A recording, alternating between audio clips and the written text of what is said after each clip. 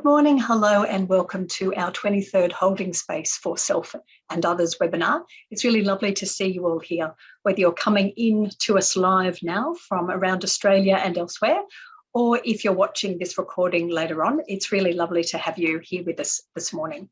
We've got a great hour lined up for you today with a wonderful presentation and some giveaways and a quiz and a little activity at the end. So really great you can be here live with us.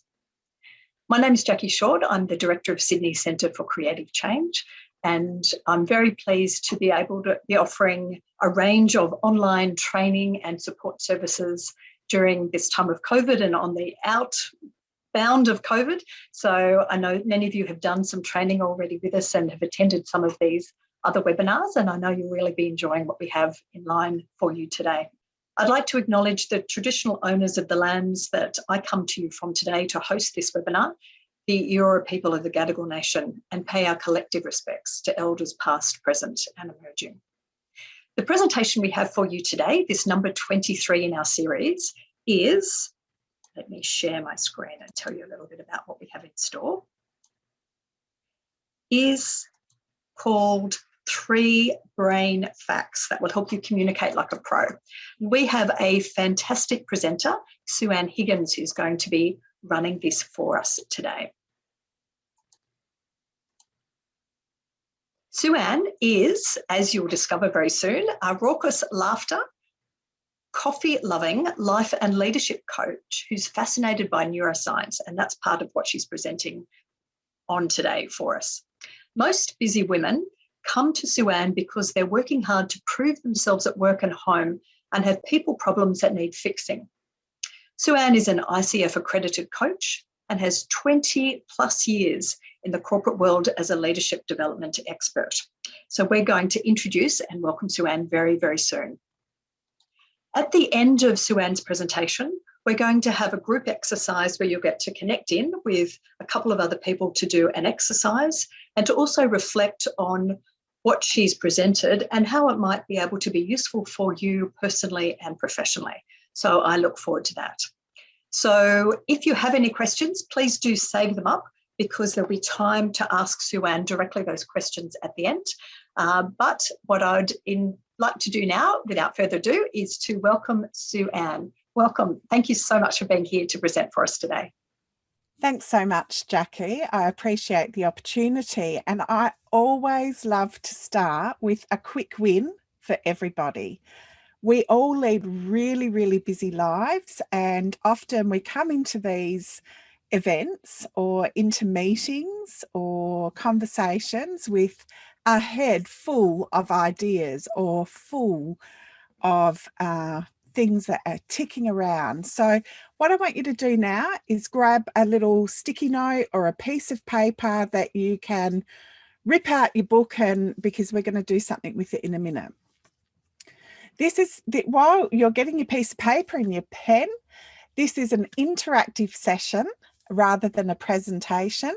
So expect to do a little bit of thinking, a little bit of reflection, and a little bit of group work. So what I want you to do with this piece of paper is just spend 30 seconds to a minute writing down everything that comes to mind right now. Starting now, I'll give you 1 minute to do that.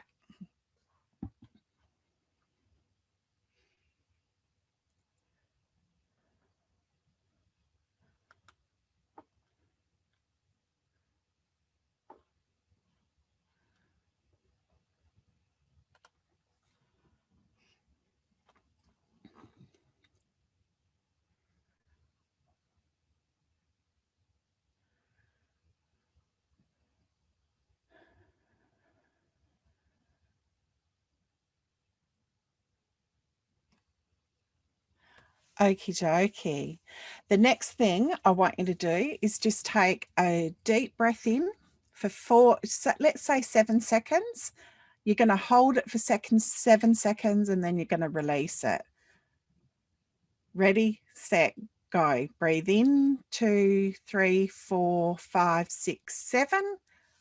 Hold. release.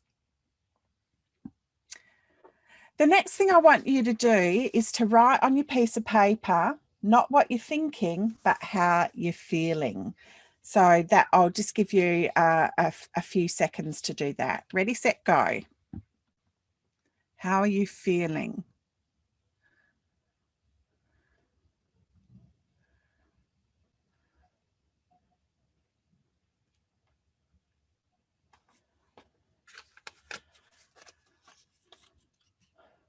Now what I want you to do is take that bit of paper that you've written on and fold it into 4.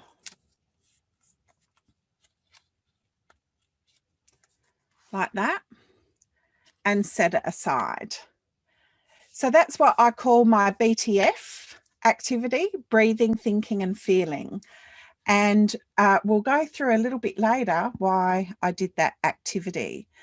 The next thing that I want to share with you is, as you know, this is all about the 3 brain facts that we need to know to communicate like a pro.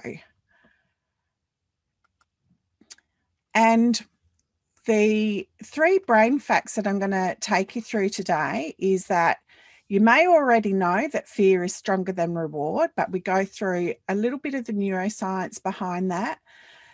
The 5 social threats that we experience and how we construct emotion. Now, to tie this up and wrap it up all together, what I want to do is firstly start off with another reflection activity. And as we progress through this presentation, you will that you'll get an understanding of why I'm asking you to do these things, because I like to give you the know-how on how to apply this knowledge, not just the knowledge, right? So you can sit in a presentation and get knowledge and think you know all about it, but you don't actually know how to apply the knowledge unless you practice it. So that's why this is an interactive session. So the activity I want you to do now is we're going to do this for about 3 minutes. I want you to reflect back on a conversation that you had recently with someone that didn't go so well.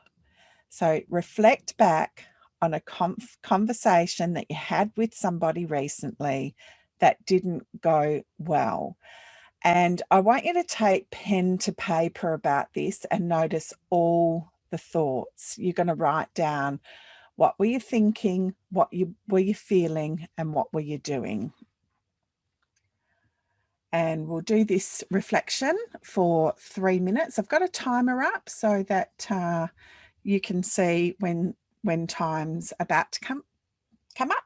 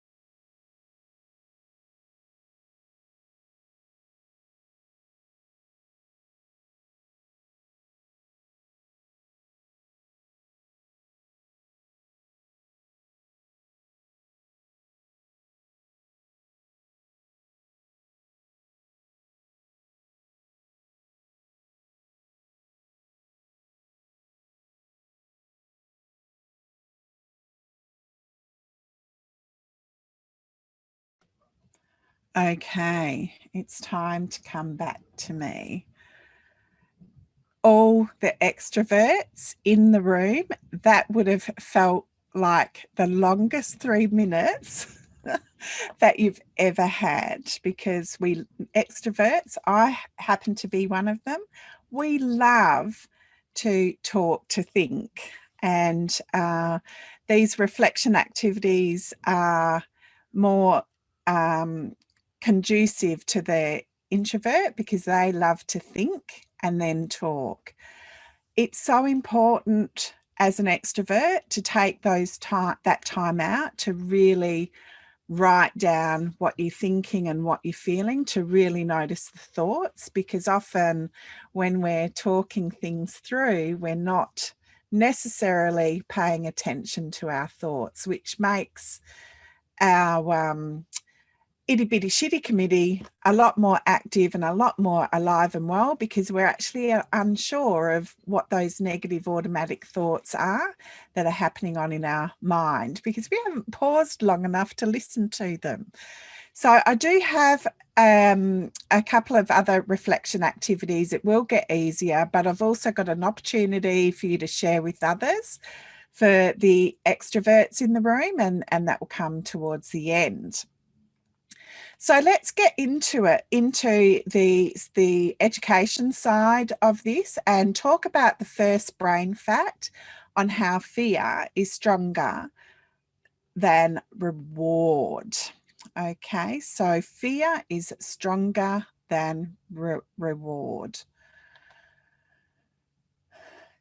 This particular principle we call the organizing principle of the brain. As you all probably have heard the saying that there's the fight, flight, freeze, or friend or foe response.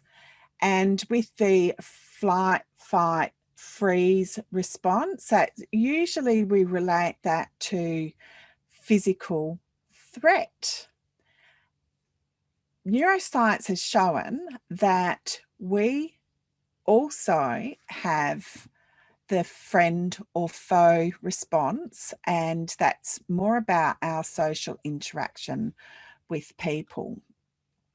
So with your physical threat and your social threat or your triggers, threat is stronger than reward. So if you think back to yesterday, I bet you could record all the negative things that happened throughout your day quicker than you could remember the positive things that happened throughout your day, because those negative things are a threat. And we know from neuroscience that threat is 6 times stronger than reward. We need to hear 6 more positive things to kind of counteract the negative things that are going on in our mind. So the reason why we fear things is that this organizing principle of the brain is, sorry, let me restate that. That it is possible for you to move to that reward state and with a little bit of emotional regulation. So when you're under threat, what's actually happening in the brain is that your limbic system, where emotion is controlled, is activated. So the amygdala is always scanning out to keep you safe. So that's the primary responsibility of the brain, to keep you safe. And it's continually scanning the environment for things that make you, that could be of threat to you.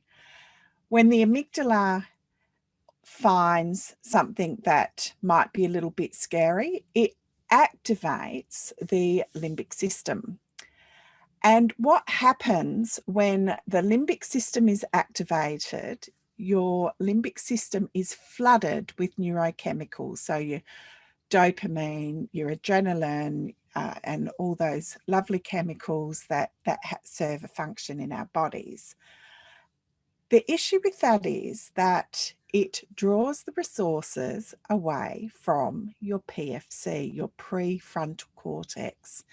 And right now, if you can find me on video, I want you to look at what I'm doing. I'm clasping my hands like that. If you could do that too, please. Clasp your hands together and then put your thumbs on the top like that. That is a representation of, the thumbs is a representation of your PFC. It's approximately 6% of your brain mass. The rest of the clasp hands is a representation of your brain. 6% of your brain mass, but it needs 80% of the neurochemicals for you to do your best thinking. So this is why the PFC is called the Goldilocks of the brain. So let's just do a quick summary of that brain fact number 2, that fear or threat is stronger than reward. In addition to that, threat is stronger than reward because our brain's there to keep us safe. So we're wired to look out for those threats first. And when we perceive a threat in front of us, the neurochemicals are flooded in the limbic system. And we're going to learn later on how to kind of shift that more towards reward so that you don't feel as at threat. There's 5 social threats. So remember I talked about the fear being friend or foe. There's 5 social threats, and we're going to unpack that a little bit further, but in the next session, in the next 10 minutes. But the social threats can be really kind of simplified into the fear of judgment, the fear of rejection, the fear of failure, the fear of not being good enough, and the fear of being found out, which we often call imposter syndrome. So with that in mind, I want you to go back to that reflection activity and really think through what thoughts were on autopilot in that conversation. So as I said, if in the beginning, if you're an extrovert, often your thoughts, you don't pay attention to your thoughts because you haven't spent enough time just sitting quietly to notice those thoughts that are on automatic pilot. So what I want you to do now is look at that reflection activity and go, what was the story or the thoughts that I was telling myself in that moment when that conversation didn't go so well? We're going to give you, let's do this one for maybe 2 minutes.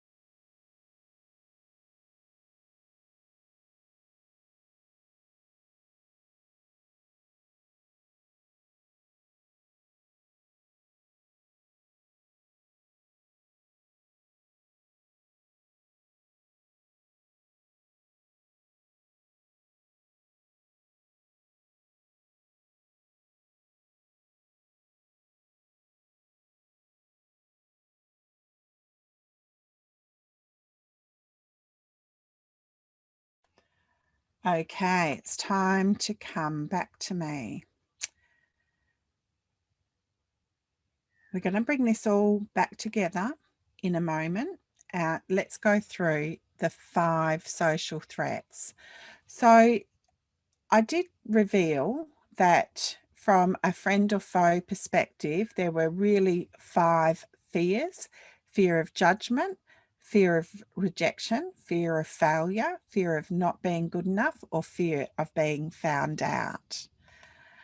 And David Rock, who is the head of the Neuro Leadership Institute, has come up with a model that helps us really kind of dissect some of those social threats that we feel.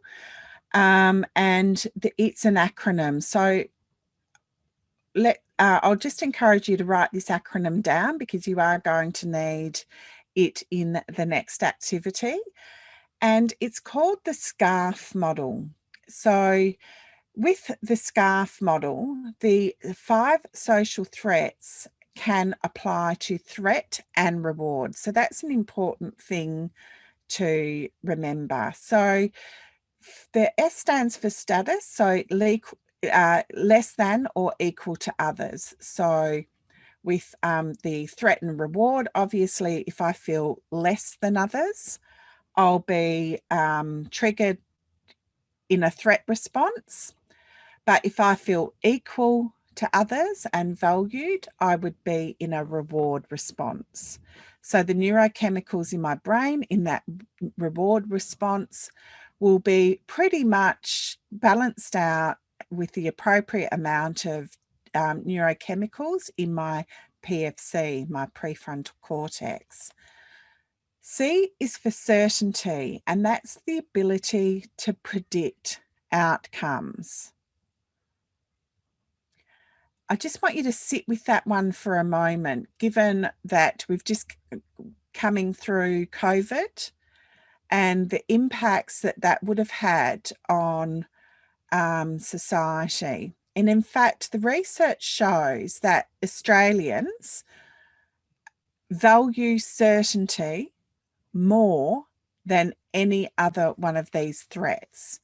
And I find that really interesting, because the Australians are, oh, she'll be right, mate, like have that laid back, perceived as having that laid back attitude. But in actual fact, when you dig into the research, certainty is the highest, what we call domains. This SCARF model, the acronym is called a domain. The next one is autonomy and the sense of control. The next one, relatedness, whether I feel in the in-group or the out-group. And the final one is fairness, the perception of fair exchange. So what I want you to do right now in the chat, I just want you to enter which of the domains resonates with you the most: status, certainty, autonomy, relatedness, or fairness. In the chat, you can just pop in the letter. You don't necessarily need to type out the word.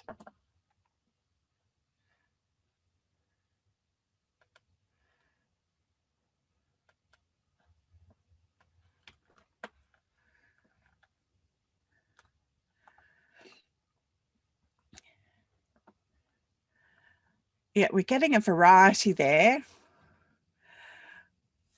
And it's buzzing by, I think someone said S, professionally. And the thing to remember with these domains is their context. They're not a preference. It's context driven. So at any point in time when you feel triggered, it could be for any one of those reasons. But typically, personality wise, we will have one that we kind of lean to the most. For me, it's relatedness. I'm a real people person, so I really, really care about whether I'm in the in group or the out group. So what we're going to do now is go back to that first activity that you did. So far, you've written down a conversation, what you were thinking, what you were feeling, and what you were doing when a conversation didn't go so well. We then looked at what was going on, the thoughts that were on autopilot.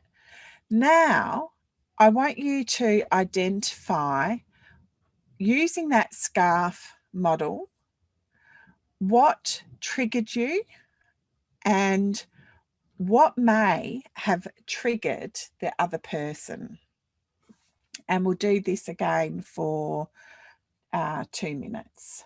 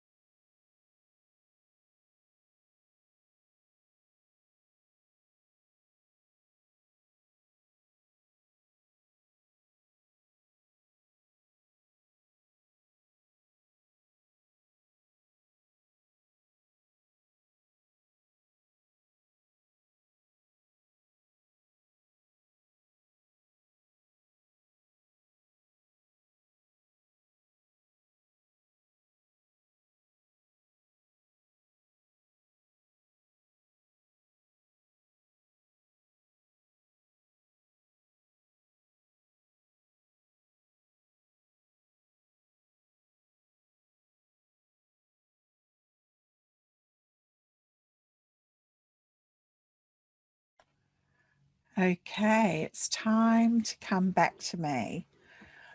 So far, we've looked at the organizing principle of the brain and how threat is stronger than reward.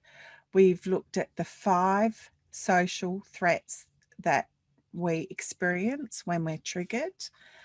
And now we're going to look at the third brain fact, and that is that we construct emotion. We construct emotion. So I always tell my coaching clients that emotion is neither good or bad. It's what you do with that emotion that matters.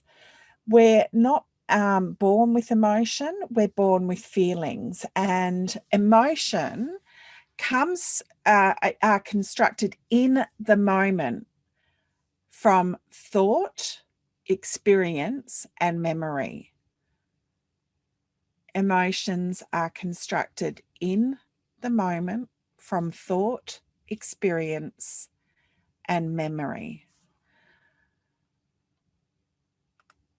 The other thing I tell people about emotion is that emotion is an early warning system that something's not quite right. So remember back, I talked about that internal narrative you're telling yourself, those thoughts that are on autopilot that you don't necessarily notice time and time again. Emotion is a way of noticing that there may be a thought on autopilot that's playing out in you.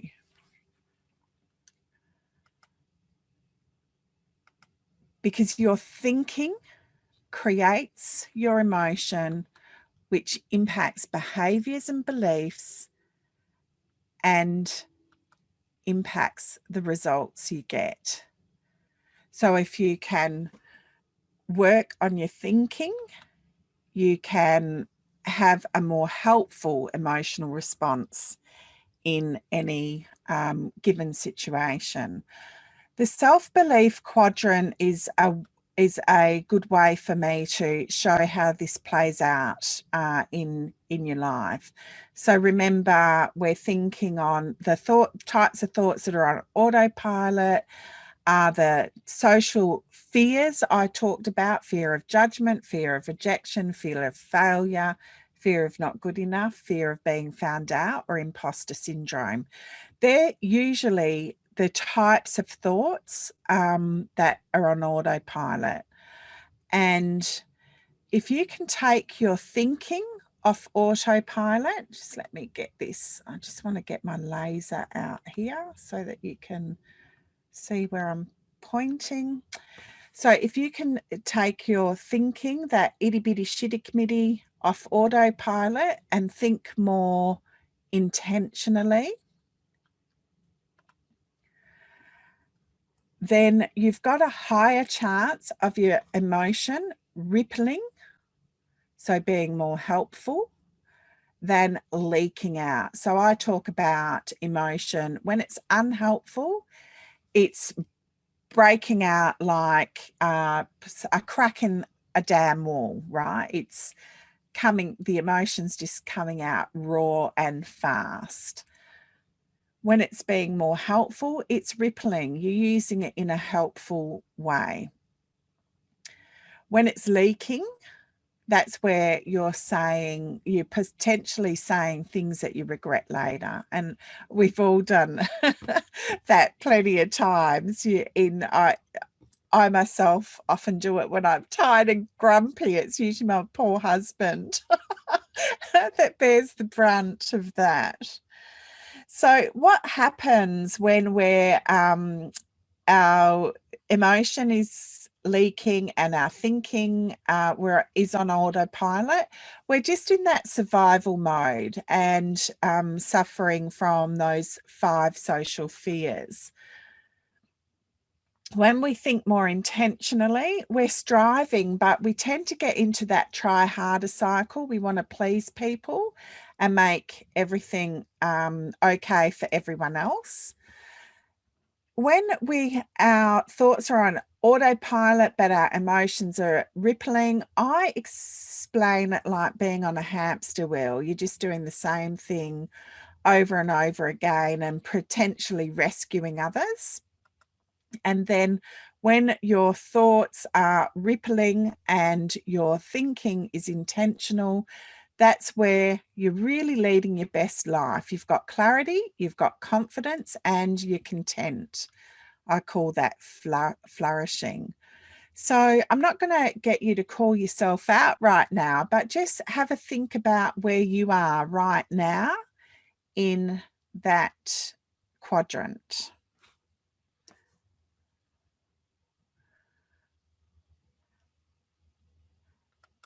And we're going to do another 1 minute. I think we can do this in 1 minute. What we're going to do here is we're going to look at the conversation that didn't go so well. And not 1 hour. The conversation that didn't go so well. What I want you to do is just write out, given what you know now, what would you do differently? Given what you know now, what would you do differently?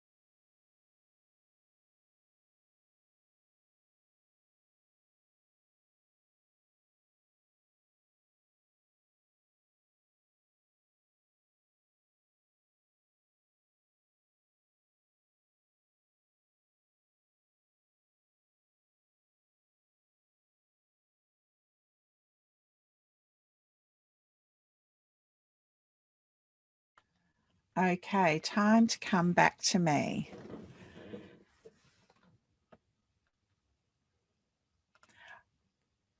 If you're feeling brave enough, how about just popping in the chat a strategy that you might do differently? What would you do differently?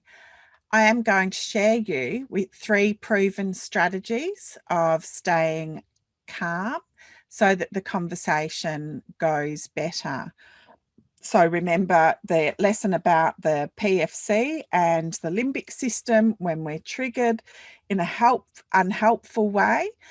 The neurochemicals flood our limbic system, which means we can't do our best thinking. So the best strategy that you can use at that point in time is to stay calm. So the 3 strategies I'm going to take you through, and I've actually taken you through the strategies already through the know-how in this session, is to breathe. So that first strategy is really that check-in process that I showed you, where I got you to write down on a piece of paper what you were thinking, how you were feeling, to do a bit of breathing exercise, the BTF, breathing, thinking, feeling exercise, and then you folded it up like this. What that is actually doing is it's helping balance out the neurochemicals in your brain at that point in time. Often we go into meetings or conversations with others all flustered, or at the person we're having a conversation with goes in all flustered. And this little exercise you can do with your team members or your clients if you've got a professional practice. And it will set them up for success because you're already going into the conversation with that balance. I see one of the strategies that someone put in the chat was distraction, which is awesome. I love distraction because that actually gets you to focus on something else, particularly with younger people. The second one is label the emotion. So the research has shown that if you can succinctly label the emotion, it starts to dampen down that limbic activity. And the key is succinctly labeling that emotion. For yourself, it's easy to label the emotion, and you can do it in the moment when you don't have to verbalize it, right? You can just think it. You can just go, oh my God, I feel so frustrated, or I feel angry, or I feel let down. So that in the moment you can do quietly, but this also works when you're communicating with other people. So if I was having a heated conversation with someone, or I could see that someone else was getting a little bit worked up, I can just call it out politely and professionally and say, I see you're really upset. Tell me how you're feeling right now. With younger children who, they're open to expressing feelings, it's really, really easy. With adults, we always go to thinking first, right? So sometimes you may have to verbalize that emotion that you're observing to help them out. So I see you're upset. I see you're angry. I see, whatever the emotion is. The third strategy is to shift your thinking. So in this third strategy, it's called reappraisal technically. So it's about stepping into the shoes of others. So for example, if you're in a situation where you're really upset, give yourself a little coaching chat and say, what would I tell my best friend if they were in this situation? That's a really easy go-to question, because we all console our best friends when they're upset. Another way of reappraisal is to say, what would this look like for you in 3 months? Or what did it look like for the other person? How do you think the other person felt if you're having a conversation with someone that's upset? So it's just about helping others work, either yourself or others, walk in the shoes of the other people. So what we're going to do now, does that resonate with you guys? Fantastic. I love that. Ask myself what I'm afraid of. Pause, exhale slowly and center myself to gain clarity. Yep, definitely. So what we're going to do now is we're going to go into breakout groups, and just for 5 minutes, we're going to share with you. I'm just going to stop sharing this. For 5 minutes, we're going to share with a few other people.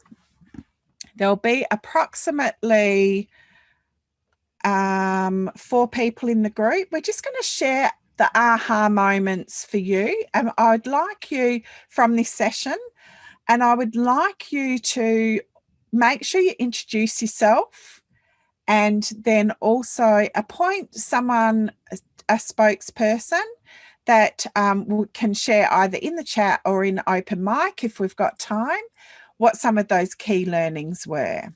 So have fun in the rooms, and we'll see you back here in 5 minutes. Okay, it looks like we've got everyone back in the room. And what I would like for you to do, I hope you remember to appoint a leader. We won't have time, or a spokesperson. We won't have time to do open mic for everyone because there was 10 rooms, but I'd love for you to put some key lessons in the chat. And then if you're a leader and you want to come online and speak up, can you just raise your hand and we'll get you to open up your mic and share with the rest of the room.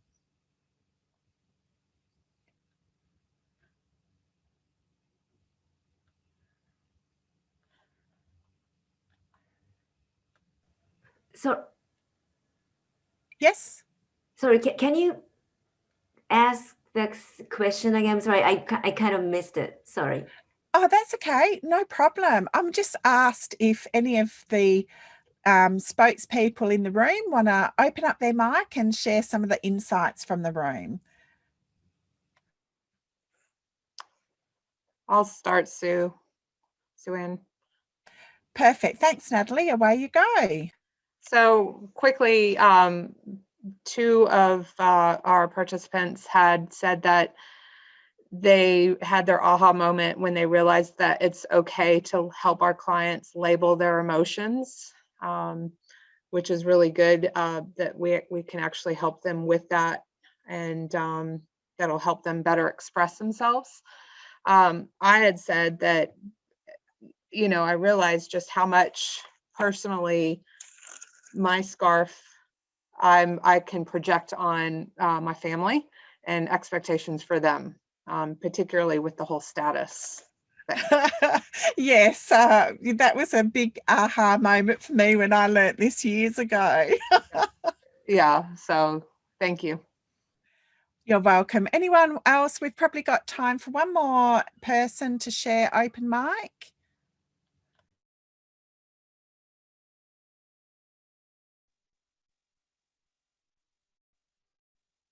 Hi, Stan. I'm share. Excellent. Thank you. Away you go. Oh, okay. I wasn't sure if you could hear me. So we had a couple of people agree also with the scarf model that was a bit of an and then also that just remembering that the brain is actually wired for the negative function. So when we're trying to extract the positive, just knowing that probably the negative is the first place to go. And we're a little intrigued, and I'm interested after the last comment as well about the bit of the scarf model that we connect with. So what was most important for us? I'm just wondering how that then impacts, because are we expecting that everybody else is going to be feeling the same way as well? Yeah, That they that's may a have good the point. same piece. Yeah. Yeah, that's a good point, Leonie. And SCARF is really context sensitive. So what you may assume someone feels triggered by status, it may actually be fairness, as an example. So it's not necessarily helpful to, it's not the most helpful thing to identify what area of the scarf that they've been triggered in. It's more helpful for you to have an awareness to go, what strategy, if fairness is or status is something that may have triggered them, what can I do next to help them with that? So always question, if you're in with a client, question them, is say, you know, were you triggered because you felt less than the other person, or were you triggered because you felt it was unfair? If getting down to the reason why they were thinking that is important. Does that make sense? Yeah, it does. Thank you. But going into any, particularly with a client that you've been working for a while, you do get to know what would probably be triggering them the most, and that will help you be kind of set the scene for success, or the conversation up for success. Excellent. Well, I'm going to hand back to Jackie in a minute, but before I do, I would like to just make you aware that I've got a Reset Your Life coaching week coming up, and I'll put the link in the chat if you're eager to explore some of the techniques that I have. This is for you if you feel stuck, if you feel overwhelmed, or you're feeling self-doubt. The coaching week will help you kind of meander up that exit ramp of your comfort zone, to see, you know, explore what changes that you really want to make in the next 12 months to really up the ante in your work and your home life. So if that's of something, if that's of interest to you, go and explore the Reset Your Life coaching week. There's a cohort starting on the 26th of April. I'd be more than thrilled to have you in that. I call it a challenge, but it's actually more challenging yourself to get out of your comfort zone. So thanks, Jackie. If there's any other questions, I'm more than happy to respond to them via email, Jackie. So please send them my way. I will indeed. Thank you, Sue-Ann. And if you could all join me in a virtual welcome and thanks of Sue-Ann for this wonderful presentation today. We've got a few more things to do, including the quiz, so we can give you your PD certificates. So just a few things. And also there's another giveaway I'd like to offer. But Sue-Ann, thank you for all those gems. It felt like 3+ brain facts that can all help us communicate better. So that's wonderful. And they will be featured in the quiz coming up. So just a few things to share with you before we do that quiz in a moment, very shortly. And that's to let you know about what we've got coming up next. So as you know, many of you know who are doing these holding space webinars, we're doing them once a month for 1 hour. And the next one we have is in May, on the 9th of May, the same time, 11 to 12 Australian Eastern Standard Time. This one is about labyrinths, ancient paths for wisdom here and now. And we have a wonderful presenter, Elizabeth Lee, who's a great expert in a range of different ways of using labyrinths, both in person, and she facilitates lots of beautiful labyrinth walks, as well as virtual labyrinths. And she'll be talking about how that could be possible for those of us who might still be challenged in being at home. Labyrinths are a tool for personal, psychological and spiritual transformation. And if you come along to that, and you can register for that right now, you'll hear more about that and also be eligible for a PD certificate. Also got some paid webinars coming up.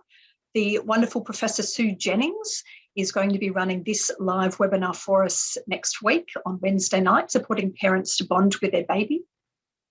We've also got some online courses for 3 hours, this one supporting grieving children next Thursday, and supporting grieving adults. And Beate Stella, who's a clinical social worker and has many years of working in the grief and loss space, will be facilitating those two. And we have the wonderful Dr. Grant, who's going to be doing a webinar for us from the States, and this is on working with people with autism. So it's a beginning workshop for those who want to be an autism-friendly therapist, and that's coming up at the end of this month. So fun and prizes time. What I've got as a giveaway is a webinar that I'm running next week, next Thursday night. And this is for those who are interested in running online groups and getting started with that. So it's a very practical hands-on workshop. It's going to be next Thursday night from 7 to 8:30. It's live only and it's $40. So somebody's going to win that in just a moment. But what we're going to do is, and then we'll do the quiz. So that's the plan for the rest. So to be eligible for that prize, one of the first things that Sue-Ann had suggested that we could do as a proven strategy to manage and stay calm is to breathe. Now, we're all breathing all the time, whether we're aware of it or not, and she led us through a lovely 7 in, hold, 7 out breath exercise. That's one of many breath exercises. If you write your name in the chat right now and are happy to lead the rest of us through a different breathing exercise, that's one of your favourite. The first person to put their name in and can lead us through a breath exercise will win that webinar. So it's a speed game. Who can write their name in the chat box first? Who's happy to go off mute and lead us through another breath exercise? So this is for that webinar next Thursday night. Anyone can put their name in the chat and let's see who's going to be a winner. Already have 2. Well, that's good. Let me open the chat and see. Jennifer, it looks like you, Jennifer Taylor. Well done. Do you want to unmute and lead us through your breath exercise? Okay, so I'm an art therapist, so it's drawing and breathing. So it's about drawing your breath. So if you start off with a piece of paper, if you turn it landscape, and then you're going to start on the left, if you're right-handed, or the opposite if you're left-handed, in the middle, about there. And as you breathe in, I want you to draw a line going up, and then as you breathe out, turn around and go down. And just do that as you're breathing currently. After Sue-Ann's presentation, you're probably all nice and calm, but this is a nice activity to do for yourself if you're a bit stressed, or for clients. And after you've done 3 or 4 breaths, I want you to focus on elongating the lines. So try and make the lines longer on the in-breath and the out-breath. Not forcing your breath, just trying to make those lines longer. And you should notice that, of course, making the lines longer is helping you to breathe in deeper and breathe out all the air. So this is good for people who find it difficult to just breathe without having something to do. Wonderful, Jennifer. Thank you. If you feel brave, hold up your breath pattern and share it with the rest of us. Oh, some beautiful breathing happening there. Lovely to see that example of it. Thanks, Jennifer, for showing that. Very practical art exercise to help us be aware of and to deepen our breath, and critically to also move into a space of calm. Thank you. I'll send you the details for that for your prize there. So time for the quiz. If you would like a PD certificate, you need to do 2 things. You need to put your full name into the chat box now, so we can get those certificates out to you in the next week. It won't happen now. It'll happen in at least a week. You'll get a PD certificate only if you put your name in, and only if we have your email address. So if you've registered for this, we have your email address, which is wonderful. So I'll be able to send that out to you. Please join me again in thanking Sue-Ann, and I really hope to see you again at one of these free webinars in the coming months. Thanks all for being here. Bye now.